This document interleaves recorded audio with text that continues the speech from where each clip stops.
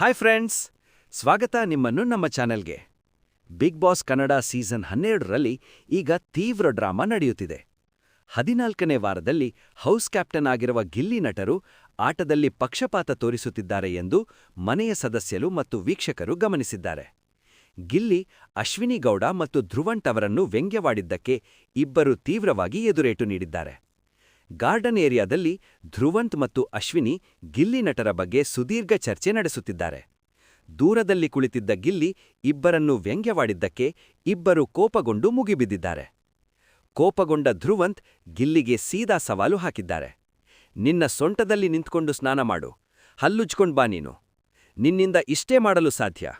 Mister Nataraj, ಅರ್ಧ ಗಂಟೆಗೆ ಕೊಡ್ತೀನಿ, ಕೇಳಿಸ್ಕೊಳ್ಳಿ ಅಂತ ಗುಡುಗಿದ್ದಾರೆ. ಅಶ್ವಿನಿಗೌಡ ಕೂಡ ಕಮ್ಮಿಯಿಲ್ಲ. ಕೆರಳಿ ಕೆಂಡವಾಗಿ, ಏಯ್ ಬೆನ್ನುಮೂಳೆ ಇಲ್ಲದವನೇ ಅಂತ ಕರೆದು ವಾಗ್ದಾಳಿ ಶುರು ಮಾಡಿದ್ದಾರೆ. ನನ್ನನ್ನು ಕೆಣಕಬೇಡ ಅಂತ 1000 ಸಲ ಹೇಳಿದ್ದೇನೆ. ನಿನ್ನ ಟೈಮ್ ಸ್ಟಾರ್ಟ್ ಆಗಿದೆ ಅಂತ ಚಿಟಿಕೆ ಹೊಡೆದು ತೊಡೆ ತಟ್ಟಿ ಬಾರೋ ಅಖಾಡಕ್ಕೆ ಅಂತ ಓಪನ್ ಚಾಲೆಂಜ್ ಹಾಕಿದ್ದಾರೆ. ಗಿಲ್ಲಿ ನಟರ ಕ್ಯಾಪ್ಟನ್ಸಿಯಲ್ಲಿ ನಾಮಿನೇಷನ್ ಪ್ರಕ್ರಿಯೆಯಲ್ಲೂ ಪಕ್ಷಪಾತ ಕಂಡುಬಂದಿದೆ. ಸ್ನೇಹಿತೆ ಕಾವ್ಯಾಳನ್ನು ಉಳಿಸಿಕೊಳ್ಳಲು ಪ್ರಯತ್ನ ಮಾಡಿದ್ದು ಮನೆಯಲ್ಲಿ ಬೇಸರ ಉಂಟುಮಾಡಿದೆ. ಈ ವಾರ ಅಶ್ವಿನಿ ಮತ್ತು ಧ್ರುವಂತ್ ನಾಮಿನೇಟ್ ಆಗಿದ್ದಾರೆ. ಈ ಹೈ ವೋಲ್ಟೇಜ್ ಕಾನ್ಫ್ರಂಟೇಷನ್ ಮನೆಯನ್ನು ಬಿಸಿ ಮಾಡಿದೆ. ನೀವು ಯಾರ ಪರವಾಗಿದ್ದೀರಾ?